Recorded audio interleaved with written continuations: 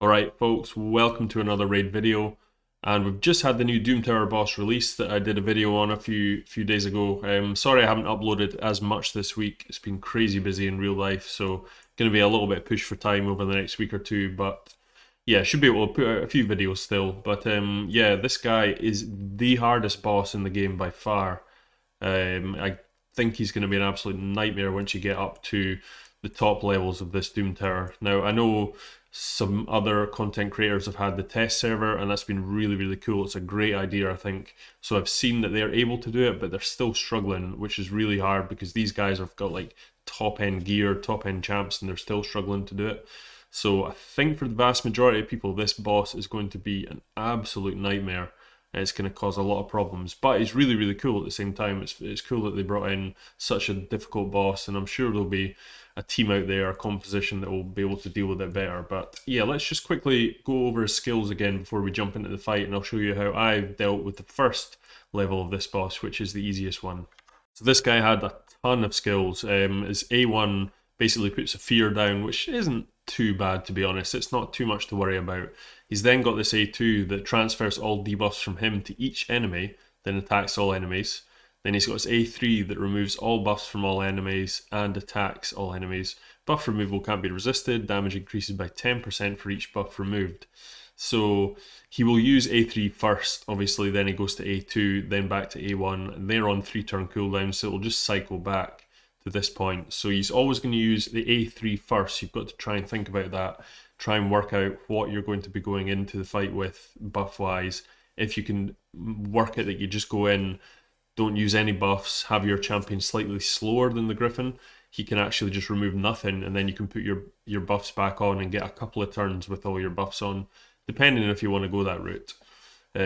He's then got this A4, this is a passive, sorry, which attacks an enemy whenever their HP drops below 50%, puts 100% heal reduction on too. Then he's got these Skybond things. Now these are a bit of a nightmare. So every time, he gets one every single turn, but he also gets another Skybond every time the HP drops below 50%. So after playing quite a few rounds of this, the absolute number one thing is not letting champions go below 50%, because once he gets a bunch of these Skybonds up, it's just a snowball effect and it just takes over, because then he'll start ignoring shield and all this crazy sort of stuff after 10. So you really have to kill him before then. He's got the turn meter decrease thing too, which is a bit of an issue. You can still use some turn meter decrease and stuff. I've not opted for that route, but you definitely can do it, but you're going to end up decreasing the same amount. You know, it's even if you fill your turn meter as well. In fact, filling your turn meter is really bad. Don't do that, because effectively someone like an Arbiter that's going to fill all your team by 30%, he will gain 30% for each enemy filled. So you'll basically just fill his whole turn meter right away if you try and do like a mass AoE turn meter fill. So do not do that. But you can use single target turn meter decreases, but it will decrease. I would probably just avoid it, to be honest. I don't really think it's going to make things too easy for you, and there's other methods to do this. Immune to stuns, sleep, all this kind of stuff. And then decreased damage by poisons, decreased damage by enemy max HP stuff. All turn meter reduction effects are decreased by 50%. So there's another reason not to do this, because you're only getting 50% of it anyway. So I would think you're better plowing your resources into something different. And yes, that is the skills. So let's just jump in and I'll show you the team I used to begin with anyway. So like you say, we're on hard mode. We've only done, this is only day one, so it's just on the floor 10, so it's not the hardest version of them, but it's still pretty difficult on hard mode. Now, what I've done is I've actually been using Krutraxas. Now, obviously, this is not a free-to-play friendly team. 2 Void Legendaries is pretty unlikely, but these two can be various other champions. Rotos, I've seen him being used loads. Basically, your biggest damage dealer. If you do have Trunda, I don't have her, but Trunda's insane in this composition. You can stick her in the lead, get a bunch of attack aura again. But really, these two could just be your 2 absolute best damage dealers, and that would work, especially on hard mode level 10. Maybe I'll be changing my tune once I get up to the top level, but these two work pretty well for this. I think my best run was like 1 minute 6. I actually stuck in like Lydia and Ethos and just went for a total speed run to see if how quick I could possibly do it, but it wasn't reliable for farming, so that did lose, you know, sort of 20-30% of the time the team would lose, whereas this team will just win all the time. The secret is definitely having a Doom Priest and a Skyle of the Drakes, or Syl of the Drakes, don't know how you say it, because they both have a passive healing. So let's just quickly go ahead. It's a full auto team, so we'll just auto it. Right, so we are using Seer in this team. It's not... I'm just kind of trialing her out. The reason I'm using Seer is because she removes all the buffs and does that. So actually, if I could work out the speeds, I think I've just about got them down. If I could work out the speeds specifically to the top level boss, it might work out that you're always going to remove your own buffs before he can actually get them. So that is the idea behind using Seer.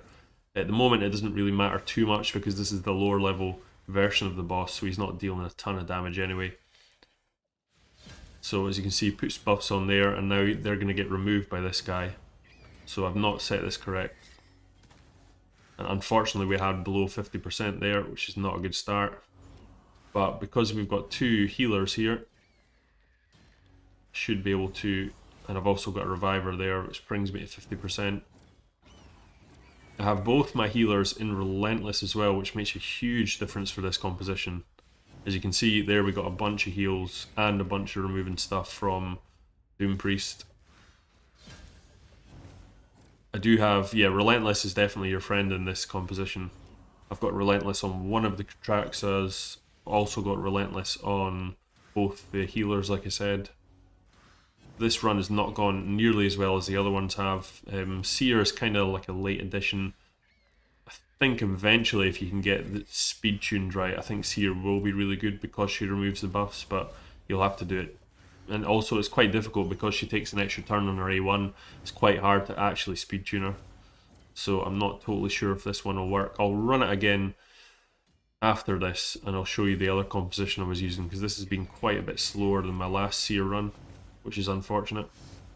But you can see how difficult a boss this is. This is like level 10. He's a very, very difficult boss. So there, we killed him. 1 minute 56, not so good. Our best is 106, but we still did the job. Let's replace Seer and we'll see how we do. So, like I said, Seer, I think eventually, if I can work it out, she will be pretty cool because she's removing all buffs. It's just difficult because she's got this 15% chance of an extra turn. It's quite hard to kind of speed tune her to make sure she's always going to do this at the right point. Yeah, that's going to be slightly difficult, but you could try it. But if I put in this guy, so this ally attack champion, or any one of them, is a beast in this kind of composition because you're just going to get a bunch of extra turns on your Kratraxas or your Rotos or whoever your damage dealers are.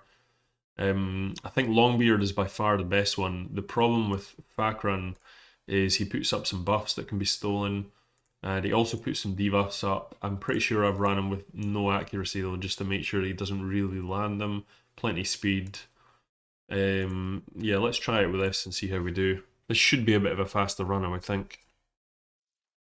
Right, so we're coming in, use the ally attack skill, don't really need that at first.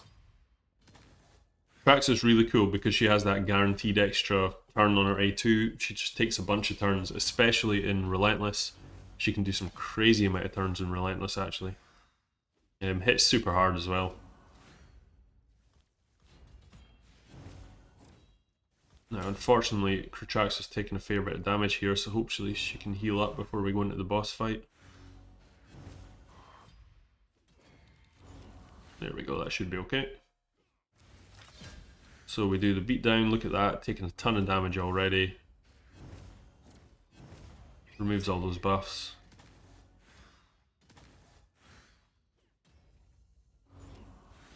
And there we go, extra turns from Relentless, lets us heal up, which is really cool.